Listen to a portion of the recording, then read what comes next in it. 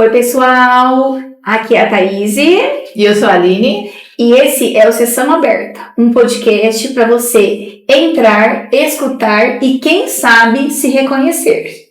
E hoje a gente vai conversar sobre um sentimento que eu acredito que todo mundo já sentiu ou vai sentir. Não tem como passar a vida sem ter sentido. Eu acho que todo mundo também já sofreu ou vai sofrer. E aí nós vamos trazer alguns pensamentos sobre, alguns desdobramentos que a gente acredita que vai fazer muito sentido na vida de vocês. É um tema que amamos ter estudado para trazer aqui para vocês. Sim, que foi gostoso, que também que a gente se identificou, descobrimos várias coisas. E hoje a gente vai falar sobre paixão. Paixão, que vem do grego, uma palavra que vem do grego. Sofrimento, né? Sofrimento, sentimento e paixão. Significa sofrimento, Mas sentimento e O que paixão. me chamou a atenção foi o sofrimento. Eu acho que já define bem, né? O que é. Então vamos conversar um pouquinho. Então, Aline, o que você traz assim de primeiro para a gente poder pensar, né, na paixão? Quando eu penso em paixão, que vem na mente assim de pronto, é uma sensação gostosa. Eu acho que é um sentimento que traz uma sensação gostosa no sentido de aquilo que faz a gente flutuar, e que eu escuto muito também na clínica principalmente, eu me perdi de mim.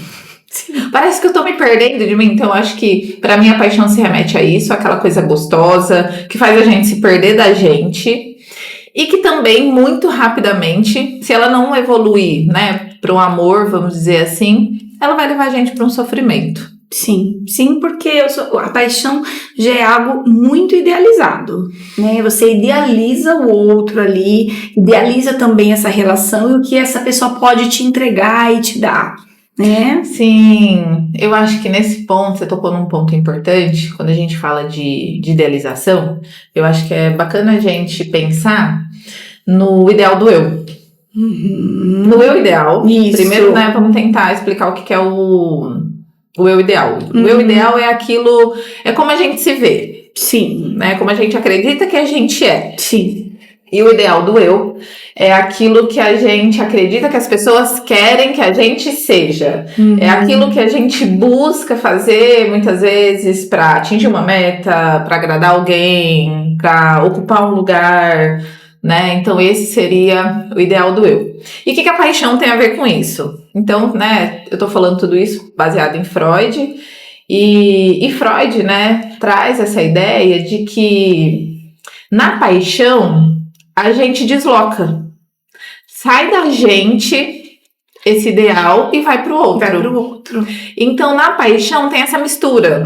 Eu não me apaixono por aquilo que você é. Eu me apaixono por aquilo que é meu, que eu quero e que eu coloquei em você. Sim. Por isso que tem essa sensação de eu me perdi de mim. Sim. Porque eu coloquei tudo no outro. É muito investimento, né? Sim. Então, o nosso eu, fica até enfraquecido, porque tudo aquilo, toda aquela energia libidinal vai para aquela pessoa, né? E você fica meio que até desvitalizado, assim, não é? Sim, porque tá tudo no outro, né? E por isso que no início, que tem todo aquele encantamento, que eu falei que é aquela coisa gostosa, porque eu descobri um lugar, que é no outro, que tem tudo que eu quero. Você imagina? Mas é idealizado.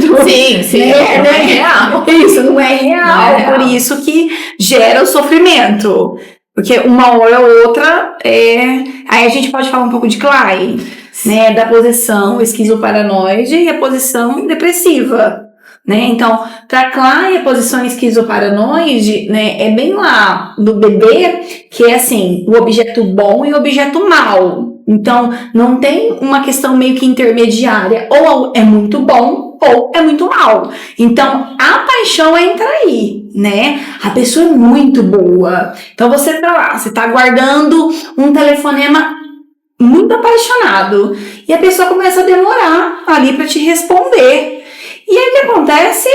Ai, não, tá com outro. Ai, não, que idiota. Ai, ele é idiota. Começa o quê? O objeto mal, né? E não pensa, aquela pessoa pode estar ocupada, aquela pessoa pode estar trabalhando, né? Com os deveres da vida depressiva. Então, essa é a posição esquizoparanoide que Klein fala. E aí, né, posteriormente, ela fala sobre a posição depressiva. O que é posição depressiva? É quando nós conseguimos entender, né, que esse outro ele é bom, só que ele também pode ser mal, né? E não vai destruir aquilo que é bom nele. Sim, né? É um funcionamento dentro da realidade. Isso, mas que é um funcionamento que é importante falar, que é algo que ela não tem coisas intermináveis, é um funcionamento que a gente pode funcionar na vida adulta, que eu acredito que acontece quando nós nos apaixonamos. Sim. Né? E aí, a pergunta talvez que você possa estar perguntando, mas e o amor? Então, o amor ele consegue ser sustentado se você for para a posição depressiva, porque você consegue tolerar frustrações e sair um pouco daquele ideal. Sim, né? Eu penso que, traduzindo um pouco isso que você falou, é esse percurso. Acho que a paixão, né, dá certo, entre muitas aspas, quando a gente vai dando conta dessa dinâmica de enxergar o outro para além do que eu acho que ele é, do que eu quero que ele seja e do que eu tô acreditando ali que ele é. Então, aconteceu ali a primeira frustração. E eu vou dando conta disso, a gente consegue conversar e se entender, e a gente vai vendo que vai ficando mais dentro da realidade, da vida real, as minhas coisas começam a aparecer, aí vai... Eu acho que caminhando para uma relação mais madura, que é o que a gente chama de amor. Não concordo quando algumas pessoas dizem que depois que vai pro amor, né, deixou de existir paixão. Eu não acho. Eu acho que, né, mesmo um amor mais maduro, a gente vive esses momentos, assim, de o outro, um apaixonamento pelo outro, né? O outro, olha, ele é assim. Tem uma parte dele muito boa que sustenta essa paixão, né? Só que como tá, né, de uma forma mais madura, a gente consegue lidar com aquilo que não é ideal, né? Que não é adequado ali, talvez para aquilo que você idealizou. Sim. Né? Eu penso que nesse sentido também vale a pena a gente lembrar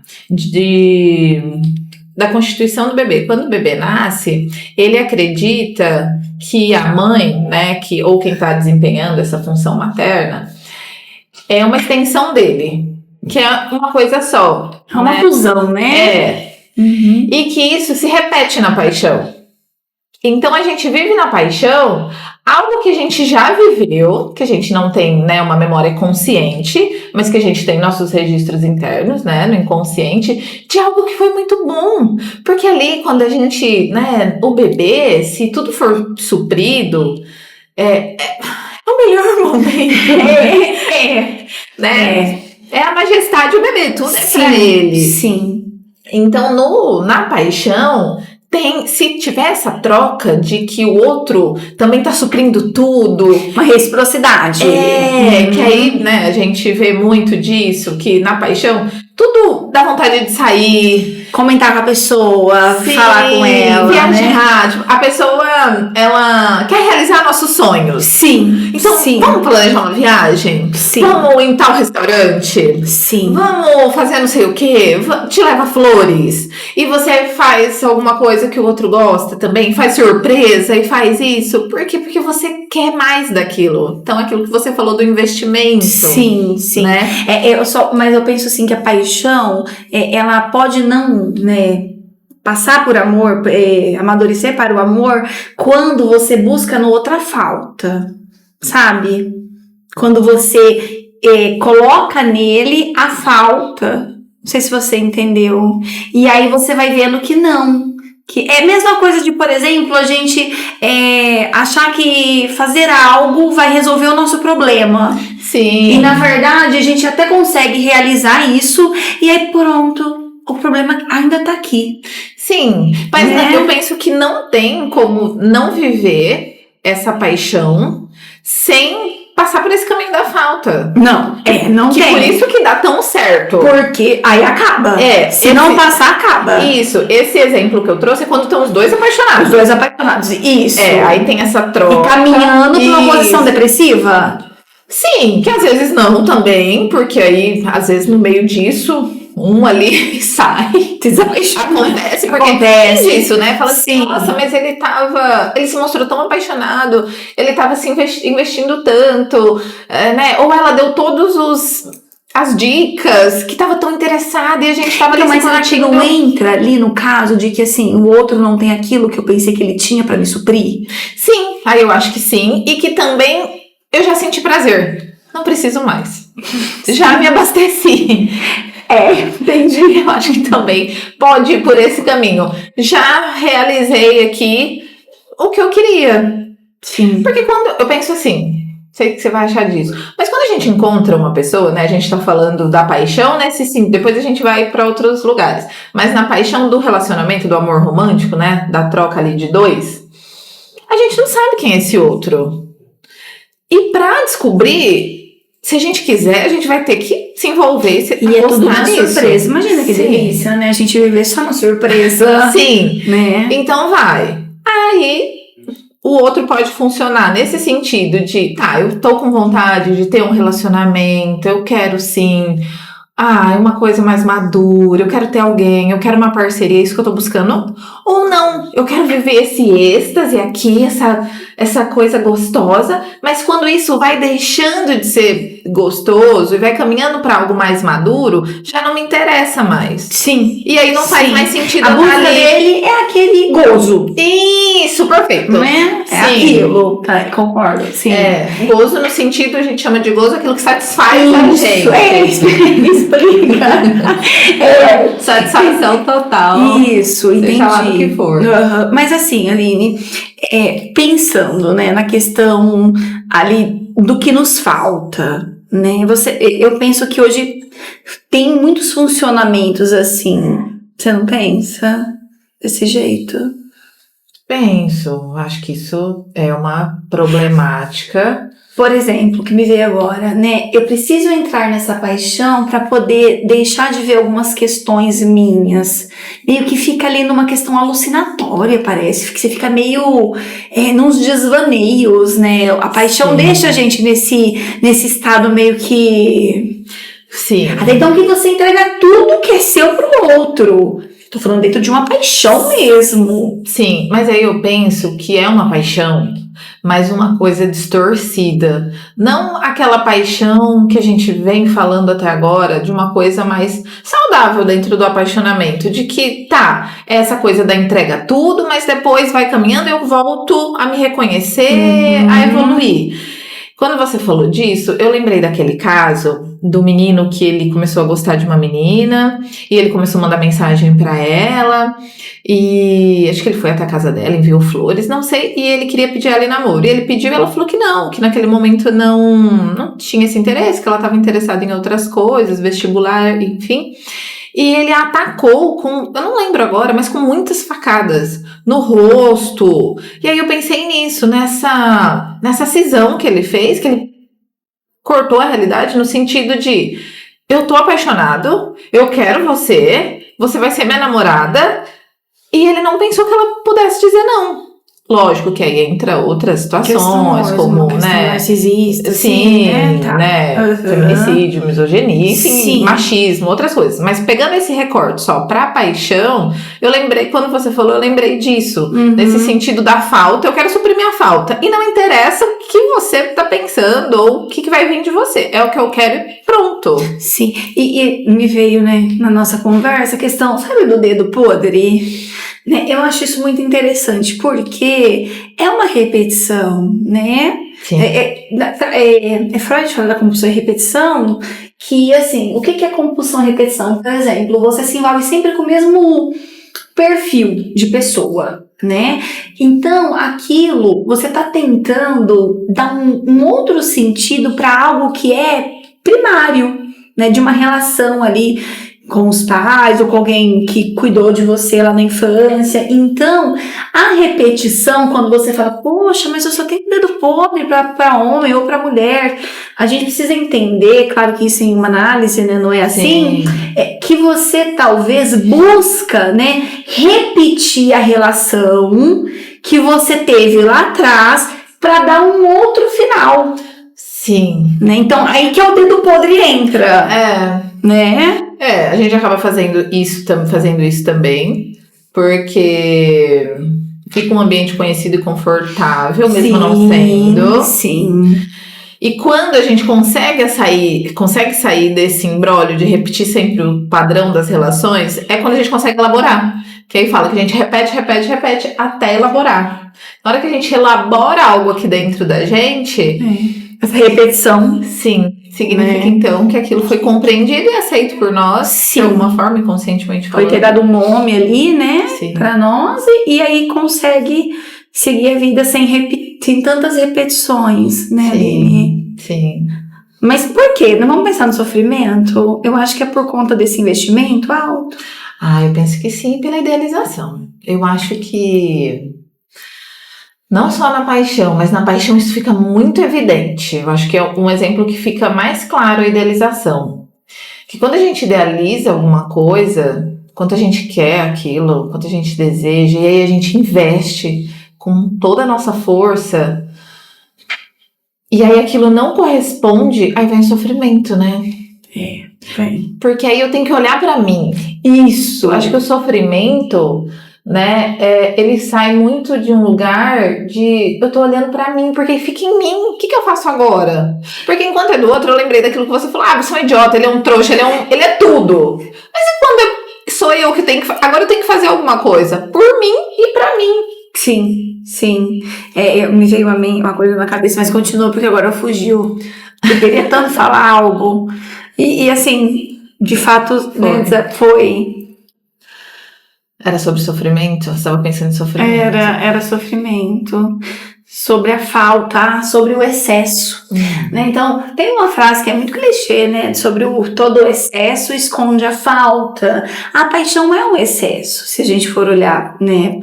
Porque tudo é o outro, fica tudo no outro. Então, a minha vida gira em torno do outro. Aquele livro Paixão Simples, né? Que a mulher, ela fica guardando a ligação do homem. É um livro, chama Paixão Simples, quem quiser. Como que é a escritora? Eu não sei se eu vou pronunciar corretamente, mas Annie Ernaux. Isso. Então ela fica guardando ali, ela fica guardando a ligação do homem, né? E parece que quando ele liga, né? Então assim, para o mundo, para tudo, né? Que excesso é esse? O que ela não pode ver nela? Que todo o investimento e o pensamento fica tudo para o outro nessa relação. Né? Então, eu penso que a paixão está ligada muito nos excessos também. E talvez a paixão nos resgata no momento que precisa. Não penso que a paixão é ruim, não. A gente não tá aqui pra falar. A paixão movimenta o ser humano. Tanto que você tá falando disso, eu tô assim, ai, que gostoso. Mas é isso. Então, o quanto que a paixão sustenta uma parte que precisa ser sustentada e ela dá, né, ali o nome dela, mas o quanto também que nós podemos ver o investimento que nós fazemos no outro e aí nos acaba desvitalizando. Eu acho que a nossa intenção é conversar sobre isso para que as pessoas possam entender que isso é natural e que não tá ficando doida e que não é mais fraca e que não tá emocionada demais. E que existe um sentimento chamado paixão que deixa a gente assim, que pode deixar a gente assim. E que a gente não tem controle. E que, na grande maioria das vezes, é inevitável sofrer. Até quando, né, caminha já para um amadurecimento da relação, a gente vai sofrer até, eu acho que pela perda disso, dessa... Sim. Quando chegou. Sim. Quando pensar. Me ligou. Sim. Ai, eu tô aqui esperando. Né, porque isso traz toda aquelas borboletinhas no estômago que falam, enquanto, né, movimentam a gente, que mexe com várias outras coisas, no sentido da autoestima, de, vou me cuidar mais. Vou fazer, né, porque a libido tá ali rondando e toda investida na gente, né, no outro, mas na gente de fazer isso. É uma paixão, vamos pensar que é um pouco mais saudável, né? E aí quando a gente fala da desvitalização é quando a paixão começa a ser algo que não seja tão bom para o sujeito. Sim. Porque a paixão, ela pode ir por esse caminho, né? Pode. De tipo assim, a pessoa tá tão apaixonada que ela fica delirando. Né? Tem isso.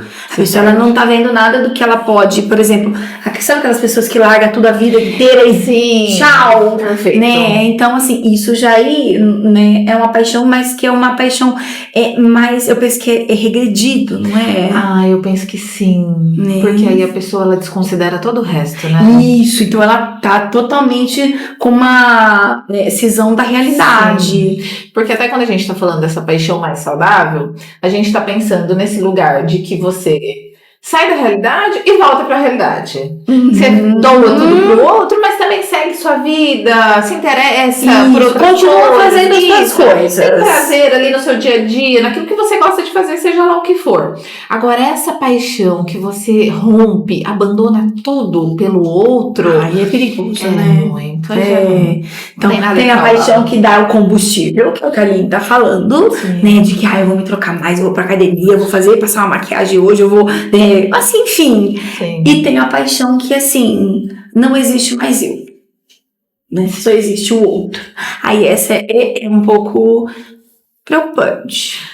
Porque aí desconsidera toda a realidade, né? Sim. Porque eu tirei tudo de mim e coloquei no outro. E aí, na mesma proporção que tem essa expectativa dessa paixão e que ela larga tudo para essa paixão, caso essa paixão não passe por um amor maduro, a decepção vem devastadora. Aí eu acho que a gente pode pensar naquilo que a gente chama, que tá muito na moda e todo mundo fala, da dependência emocional.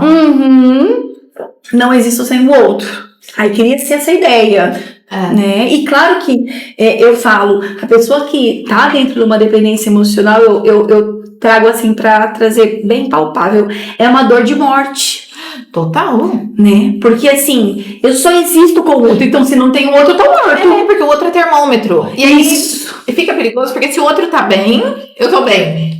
Aí se o outro tá num dia ruim, aconteceu alguma coisa sobre ele, na vida dele, né? Como qualquer pessoa, e ele tá mais chateado, mais pra dentro, é comigo. Eu que fiz alguma coisa. Mudou. Persecutoriedade total.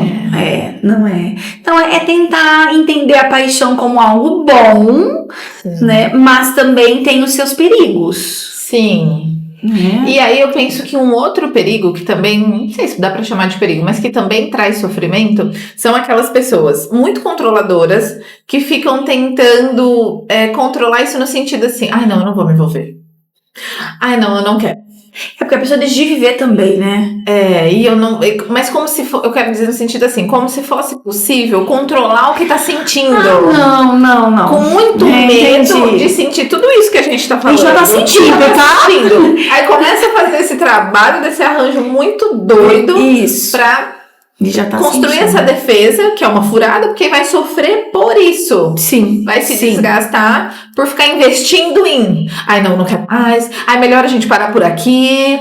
Não vou mais falar. E uma coisa que a pessoa nem quer, ela nem quer fazer isso, ela nem quer parar por ali, ela quer dar continuidade, mas o tanto que ela tem medo de se entregar mesmo pra essa paixão, né? E terminar pensando que a paixão é algo bom, só que também tem seus caminhos aí mais. Sim, penso que sim. E penso também que a gente tá falando do amor mais romântico, mas do quanto a gente pode se apaixonar por coisas na vida, né? Sim. Né? O quanto a gente... Que, na verdade, é onde a gente coloca a nossa energia libidinal. Sim. Né? Sim. A gente pode se apaixonar por um esporte. E a pessoa, é igual correr, né? A pessoa corre todo dia, ela tá apaixonada e aquilo libera pra ela dopamina. Sim. Né? Então, assim, tá naquilo e é muito bom. Então, assim, não somente para uma pessoa, né? Mas também para qualquer outra. Eu acho até o nosso trabalho, eu sou muito apaixonada. Eu também. Né? Pela psicanálise, a hora que a gente vai falando, aquilo vai fazendo sentido. Isso. E quando eu tô no grupo dos estudos, eu falo, nossa! Sim, como que isso tem a ver com isso e não sei o quê. E falo, meu Deus, é isso. E aí vem aquela sensação de satisfação. Né? É um apaixonamento. Então, assim, é um apaixonamento. Né? Só que também tem aqueles momentos que a gente dá uma pausa ali, né? Precisa da cabeça. Ah, não, vamos. Eu acho que nesse sentido, então a gente pode dizer do saudável da vida. Isso. Saber que a nossa energia libidinal, ela vai correr para N lugares. Sim. Vai caminhar em, sei lá, Por onde a gente tá mais para um lugar, para o outro, para isso, para aquilo, às vezes para um outro e às vezes para uma outra coisa e para nós, mas que a gente não perda essa coisa de estar na gente também. De estar na gente e de estar viva. De estar viva. De colocar no outro, mas sempre ficar ali com um pouquinho, não um pouquinho, seria legal muito, né? Mas que seja um pouco em si. Sim, sim. Que aí eu penso que seria uma coisa mais, do que a gente pode chamar de saudável, né? Sim, sim. Eu acho que é uma troca muito bacana, Aline. De verdade, eu tava apaixonada por esse tema. Porque na verdade a gente fala de energia libidinal e precisamos, né? Pra dar conta da vida, pra se apaixonar igual pro seu trabalho, pelo outro, pelo hobby. Penso que sim, e penso também que essa conversa vai ajudar quem ouvir no sentido assim, igual quando a gente falou do esporte ou de qualquer coisa, quando a gente vê o outro muito interessado em alguma coisa e fica com um pouco de receio porque parece que não tá mais com a gente, não tão interessado na gente. Sim. E aí a gente vai poder entender que não tem nada a ver com a gente, que não é pessoal, mas porque naquele momento talvez a energia dele tá mais para aquilo. Tá fazendo sentido, né? Pra ele. Que não vai colocar em risco a relação, porque vez ou outra a gente vai estar mais se inclinando mais para alguma outra coisa. Sim, sim. E quando a gente se relacionar com alguém, conhecer alguém, que a gente possa curtir esse apaixonamento e que se vira o sofrimento, entender que faz parte da vida. Faz parte da vida, né? Tentar se entender e se reconhecer para lidar com isso da melhor maneira possível. Mas que não é possível passar por essa vida sem sofrer, gente. Não é que tem, né, algumas pessoas que colocaram isso, que não vou viver para não sofrer, né? Eu tenho até alguns casos clínicos na clínica, né, que você vê que a pessoa deixa de fazer algo muito bacana ou de se envolver, né, por medo, né? Então a pessoa eu falo que viver é um risco, né? Então assim, a paixão é um risco, o trabalho é um risco, porque assim, você se lança nisso, né? Sim. E pode super dar certo, mas também talvez não tanto do jeito que a gente pensou. E eu acho que tentar pensar que estar vivo é um risco e de querer se proteger ou não, você já tá no risco. Então tenta fazer minimamente aí o que for possível, o que você tem desejo, o que você quer, porque eu acho que você vai viver um pouquinho melhor, Isso, mais inteira. Né? É isso. Obrigada, Aline. Obrigada, Thaís. Obrigada, gente. Até a próxima.